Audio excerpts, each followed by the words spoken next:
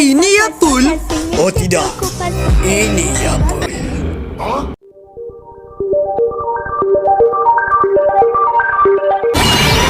Assalamualaikum guys, dan kembali di dalam channel Xavier Tisatsu. Jangan lupa like, komen dan juga subscribe seperti biasa. Ya, dalam video ini aku akan membahas semula Ultraman Deca, tetapi aku rasa aku takkan kerap sangat bahas tentang Deca ini, dan aku akan tertumpu dengan series Kamen Rider Geats. Kalau korang nak tengok pembahasan Ultraman secara lengkap, korang boleh layan kat channel Toko Penguin, dan korang boleh layan sahaja channel yang boleh katakan membahas tentang series Ultraman.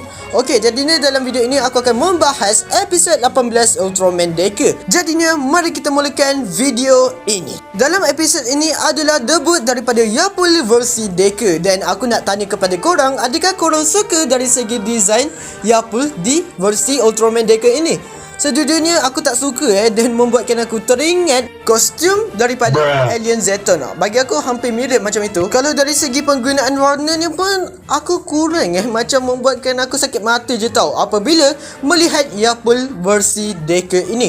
Kenapalah diorang tak gunakan suit yang sebelum inilah kan, iaitu Yapul Cat Series Ultraman Mebius. Bagi aku bentuk dia itu lebih okey guys. Tapi kalau yang versi ini macam kurang menyenangkan sahaja untuk pendapat aku sendiri. Di dalam episod ini juga telah diperkenalkan Chojo ya guys, adalah versi kaiju yang boleh katakan lebih kuat, dan ini adalah hasil buatan daripada kekuatan Yapul. Dalam episod ini pun kita telah ditumpukan kepada watak Asumi Kanata ini, bahawa Asumi ini tetap berfikir lagi macam mana cara untuk menyelamatkan Agams ini. Kalau korang tengok scene ini macam biasa-biasa dia, tapi untuk pendapat aku sendiri hal ini sangat bagus untuk mempertingkatkan lagi watak Asumi Kanata ini. Dan ada satu flashback di mana Ultraman Trigger dapat menyelamatkan Carmera. Hal itu pada episod yang sebelum ini ya guys. Jadi ni siapa cakap ni yang kalau Ultraman Trigger comeback ke apa tak memberikan motivasi langsung atau membuatkan episod itu lebih teruk macam itu kat alur jalan cerita Ultraman Deca ini? Bagi aku tidak Bagi aku lah kan, Ultraman Trigger ni boleh jadi watak inspirasi kepada Ultraman Deca.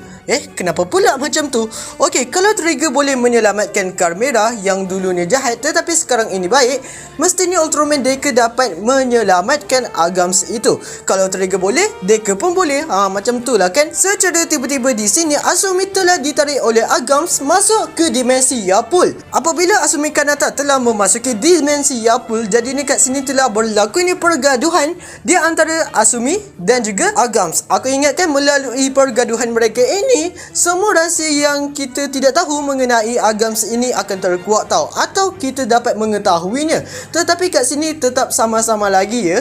Kenapa secara tiba-tiba manusia menyerang planet Basdo, dan kenapa Agams ini membenci sangat kekuatan daripada Deca? Adakah Deca ada membuat sesuatu perkara yang memang Agams tak boleh maafkan macam tu? Adakah Deca ini adalah penyebab Lelia mati? Dan kat sini pun Agams telah menganggap bahawa Asumi Kanata ini memang musuh terbesar dan memang patut dimusnahkan juga. Disebabkan apa? Okey, kalau kita tengok kekuatan dynamic type itu, Agams telah menyatakan sendiri kekuatan itu tidak ada pada masa depan. Maksudnya tak patut wujud langsung, tetapi secara tiba-tiba dengan adanya Asumi ini, kekuatan dynamic type itu tiba-tiba ada. Adakah dengan adanya form dynamic type ini telah mengubah masa depan di universe Ultraman Deca ini? Seterusnya kita telah ditunjukkan pasukan God Select ini yang terdiri daripada Ichika dan juga Ryuman sudah mengetahui bahawa Asumi Kanata itu adalah palsu dan itu adalah Yapul. Dan muncullah satu kaiju iaitu Aribunta yang telah diseru juga oleh Yapul ya guys. Dan kat sini Asumi Kanata dan juga Agams dapat keluar daripada dimensi Yapul, dan kat sini pun ahli daripada God Select yang lain dapat mengetahui ya guys tentang hal itu. Ada satu scene yang lawak juga di mana untuk memastikan adakah itu Asumi Kanata yang betul atau tidak, Ichika terus menampar muka Asumi.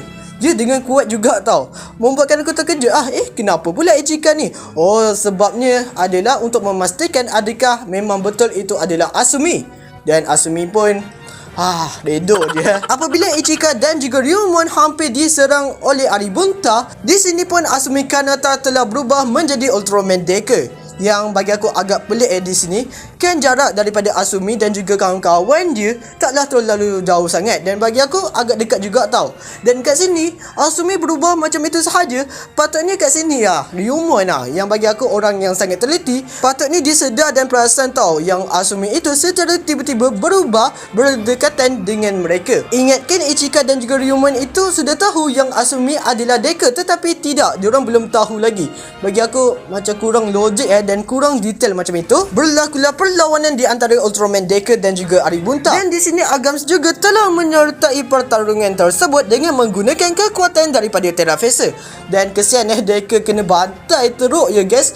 Dan yang membuatkan aku kurang suka dengan perlawanan mereka ini adalah level kekuatan itu tau. Kalau kita tengok kat sini, Ultraman Deku Miracle Type itu memang terlalu unggul sangat dan lebih kuat tau berbanding dengan Terafesa. Dan untuk Strong Type tu terlalu diperlemahkan Dan kalau kita tengok level kekuatan daripada Miracle dan juga Terafesa ini, bagi aku Terafesa ini lebih unggul tau dari segi kekuatannya. Aku rasa director dan penulisnya tak memperhatikan perkara itu dan biarkan je lah macam itulah kan. Apabila sudah mengalahkan Terafesa, kat sini Ultraman Deku menggunakan form terunggulnya, iaitu Dynamic Type. Nak guna dan dapat mengalahkan Aribunta. Sebaik kekuatan Dynamic Type ini taklah terlalu di nerf atau diperlemahkan. Diorang tetap membuatkan form ini konsisten lagi guys dari segi kekuatan dia.